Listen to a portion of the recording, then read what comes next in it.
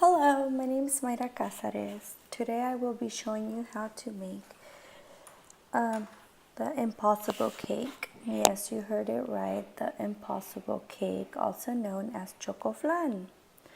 The Choco-flan cake, it's made out of three layers, three delicious layers. It's caramel, custard, and chocolate cake. This cake, you will find it practically in every party you go to in Mexico and here in California too. So, things you will need for this cake. Materials. You need obviously an oven, measuring cups, blender, one 12-inch pan, baking pan, one 14-inch baking pan, mixing bowl, whisk, foil paper, and 2 cups of hot water, plus a sheet pan. And for the custard, we're going to mix the ingredients for the custard. Ingredients. We will need one 14-ounce can of sweet condensed milk, one 12-ounce can of evaporated milk, one 8-ounce of cream cheese at room temperature. If you do it at room temperature, it allows it, when you put it in the blender, to mix better with all the other ingredients. You will also need 5 eggs, half a cup of milk. It could be regular milk, fat-free milk, whatever milk you have in hand.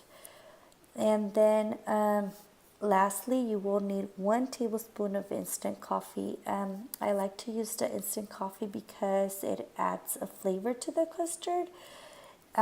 If you don't add it, I've noticed that you taste the egg a lot, so I really don't care for that taste, so that's why I add the coffee to it. So you're going to mix everything in the blender. Make sure everything is well mixed. It doesn't matter if you want to blend it in high, low, medium, as long as everything is well mixed. And then after this is done, you set it aside and you start with the cake mixture. For the cake mix, it doesn't matter which cake mix you buy. In this particular case, I am using Duncan Hines. It's dark chocolate fudge, moist. For this, you really just have to follow the directions in the back of the box. For this particular box, it asks you to add 3 eggs, 1/3 cup of vegetable oil, and 1 cup of water. But I am replacing the water for 1 cup of brewed coffee that I made this morning. I just feel that the coffee enhances the flavor of the chocolate. That's why I use it. But it's all up to you, whatever you want to use. So after the chocolate mix is mixed, just set it aside, and we're going to continue with our pans. So you're going to basically cook the cake in the 12-inch pan. Don't do anything to the 14-inch pan. So I get the 12-inch pan and I spread butter all over it. I make sure every section of the pan is covered with butter. After I'm all done with that, I drizzle my pan with cajeta. It's caramel, but we call it cajeta in Spanish. So I drizzle the whole thing, and then I make sure all the cajeta is spread out through the whole pan, because this is what's going to make the first layer of the cake. So once the cajeta is done, I'm going to start pouring my mixtures in. So first, I'm going to pour the cake mix. After the cake mix is poured, I make sure that the cake is evenly spread out through the whole pan. Then I'm going to pour the custard. It doesn't have to be fast, kind of slow. And you're going to start seeing that maybe the The chocolate's coming up, but don't worry about that. Um, while it cooks, what happens is that the custard will be going down and the chocolate cake will be floating up. So after this is the mixture, the custard mixture is poured, you're going to cover it completely with foil paper. This allows the cake to stay moist and to cook evenly. And after that, after the foil is completely put on the pan and sealed, you will put the 12-inch pan inside the 14-inch pan. So what I do here is, as you see in the screen, I preheat my oven to 400 degrees. Then I place my 12-inch pan inside my 14-inch pan and I pour hot water. I like to pour hot water because it allows it to start cooking faster, where if I was just to put cold water on the cake, or I mean on the pan. So that's why I like to put hot water on the pan.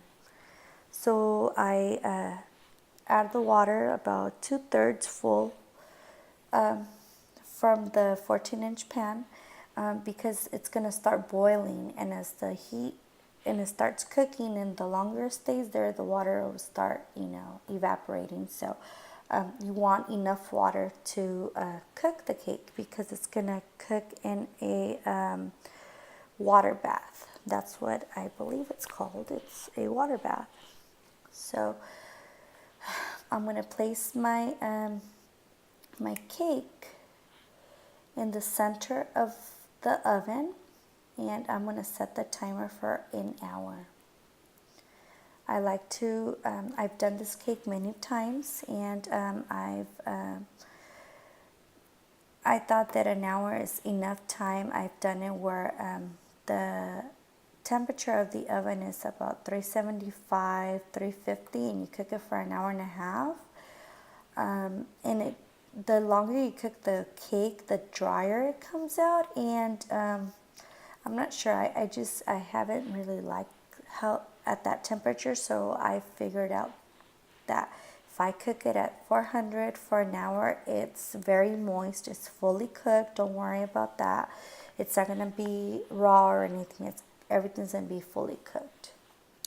So after the hour is done, I take out my cake. I remove it from the oven. I also remove the 12-inch pan out of the 14-inch pan. I set it aside and I remove the foil paper to allow it to cool down. Once the cake is cooled down, I flip it over into my sheet pan. Or whatever you want. If you have a decorative plate or whatever you want to place your cake in, it's fine, whatever you want to use, but I just have a cake sheet. So after this is done, you could cut it however you want. As you see in the picture, it has 3 layers. It has caramel, custard, and the chocolate cake. And it's ready to enjoy. And as we say in Mexico, buen provecho. Thank you.